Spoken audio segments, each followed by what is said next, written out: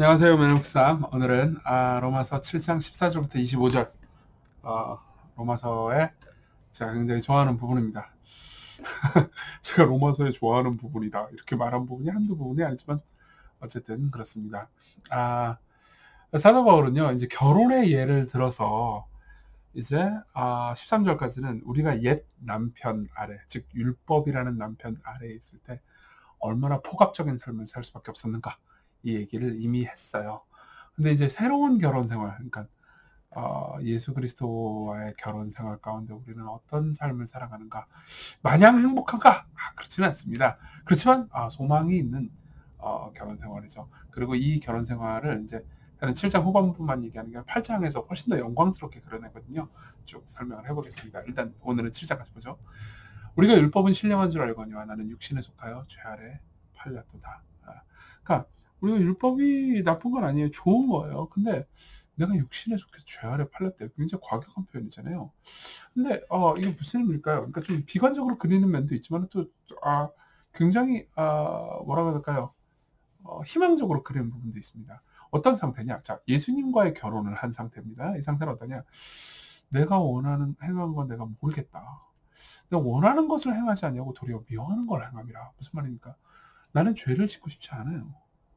근데 자꾸 원하는 선은 행하지 않고 미워하는 죄를 짓는다는 거예요.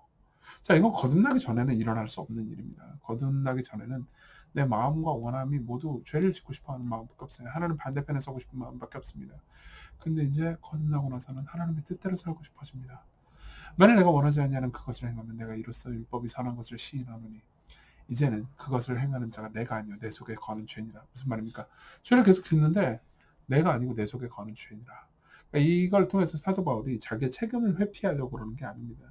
무슨 말이냐면 죄가 내 안에서 어떤 세력을 이루면서 나를 끌어당긴다는 거죠. 자, 그러면서 내 육신에 선한 것이 거하지 아니하는 줄을 아느니 원하면 내게 있으나 선을 행하는 것은 없노라. 그러니까 하나님 뜻대로 살고 싶어요. 근데 실제로 하나님 뜻대로 살지는 못한다는 거예요. 그러니까 거듭난 그리스도인이라 하더라도 이런 고통스러운 상황을 겪는 거죠. 근데 거듭난 그리스도인과 그렇지 않은 사람의 차이는 그게 고통스럽다는 겁니다. 내가 원하는 바 선은 행하지 아니하고 도리어 원치 아니하는 바 악은 행하는 도다. 그렇죠. 너무나 그러니까 갈등되는 상황이에요. 만일 내가 원하지 않은 그것을 하면 이를 행하는 자는 내가 아니고 내 속에 거는 죄니라. 이것도 책임을 회피하려고 하는 게 아닙니다.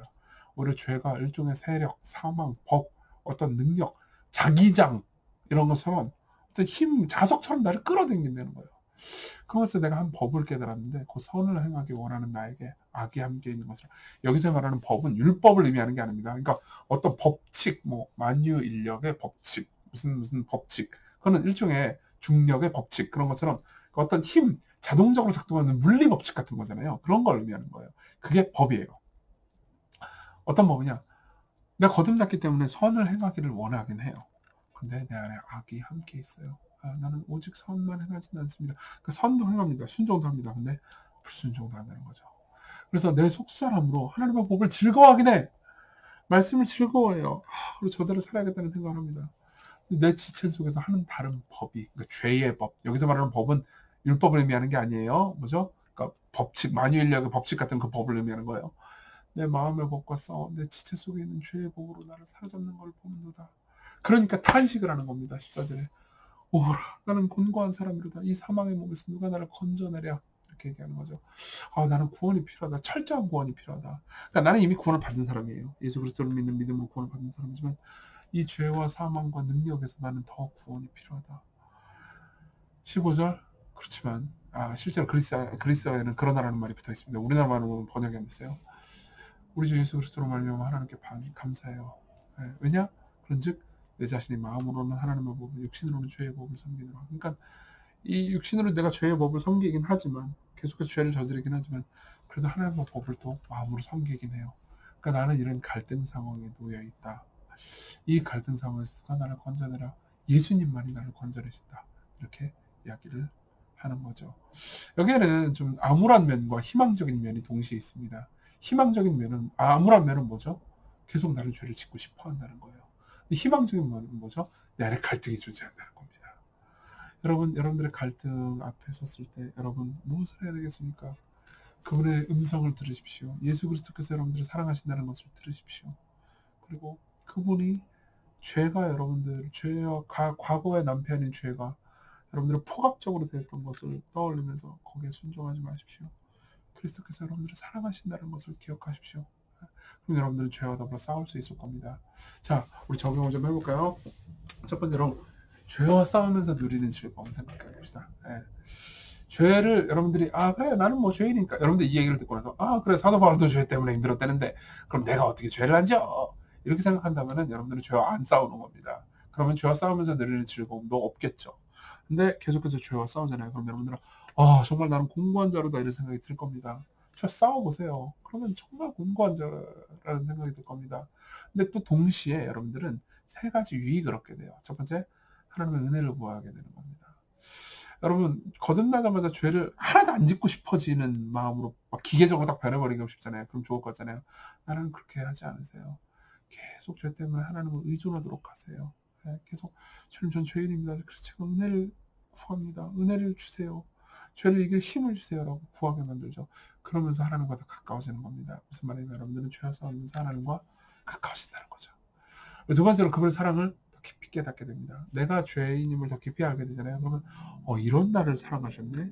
이런 나를 정말 나에도 불구하고 사랑하시네 이런 생각을 하게 되죠. 진짜 하나님의 사랑을 정말 많이 하는 사람은요 이런 생각 되게 많이 해요. 야 진짜 내가 하나님을 대하는 것처럼 누군가 나를 대하면 나는 그 친구 그냥 완전 손절해 버릴 텐데 하나님 나를 사랑하시는구나 이런 생각을 하게 되는 거죠. 그렇죠? 셋째로 하나님의 오래 참으심을 더 깊이 깨닫게 됩니다. 회개하잖아요. 그럼 사람들은 비로소 자기를 오래 참으시고 징벌하지 않으셨음을 깨닫게 돼요. 그러니까 저도 그럴 때가 많습니다. 진짜 제대로 된 회개가 종종 있을 때가 있어요. 그럼 그때서야 와 이런 악한 마음을 가지고 있는 나를 어떻게 이렇게 오랫동안 용납하셨을까? 당장 그냥 목사로서 그냥 꼬꾸라뜨려 버리실 수 있었는데 하나님 인내하셨구나. 정말 감사하게 되는 거죠. 그러니까 하나님과 더 친해지게 됩니다. 여러분들이 죄와 싸우면요. 안 싸우면 안 친해져요. 그래서 이런 죄와 싸우는 사람의 노래가 있습니다. 여러분 가시나무라는 노래 아세요? 옛날에 조성모 씨가 커버한 건데 하덕규 씨가 언급한 겁니다.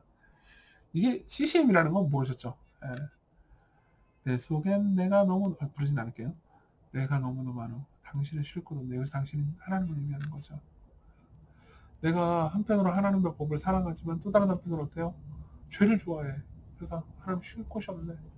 내 속에 헛된 바람들로 당신의 편한 곳 없네.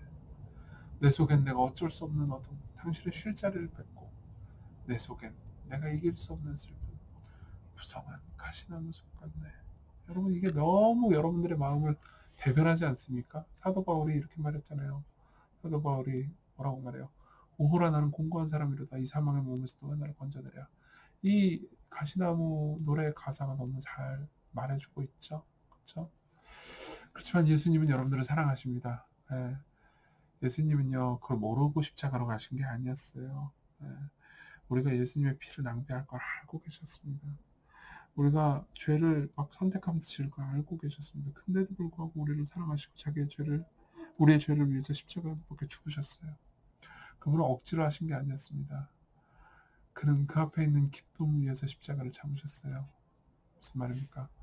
우리를 신부로 얻는 기쁨을 위해서 십자가에 자신의 몸을 내주신 거죠. 여러분, 그분이 여러분들을 사랑하십니다. 여러분들을 사랑하시는 신랑의 말을 들으십시오. 여러분들을 폭압적으로 보는 죄의 말을 듣지 마십시오. 같이 기도합시다. 어제 기도했던 제목 똑같이 우리 기도했으면 좋겠는데요.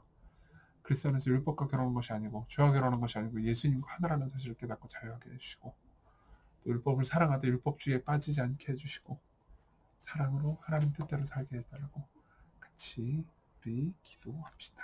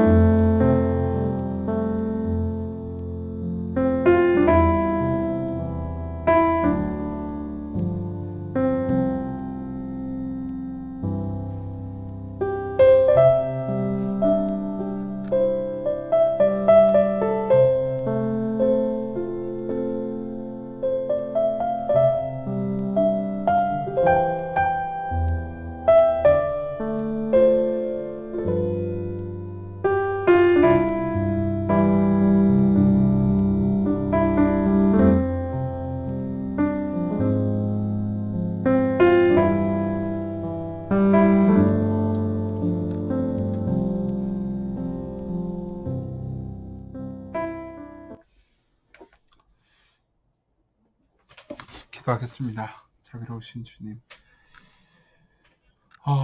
당신이 우리의 새로운 신랑, 새로운 사랑이라는 것을 생각하면서 우리 가운데 갈등이 있어도 당신을 따르게 해주십시오. 우리가 죄를 지어도 용서받을 수 있다는 것에 감사하고 그러한 예수님의 사랑을 이용하기보다는 기뻐하며 변화되는 오늘 하루가 되게 해주세요. 예수님 이름으로 기도했습니다. 아멘. 네, 오늘도 하나님의 사랑을 조금씩 더 알아가셨으면 좋겠습니다.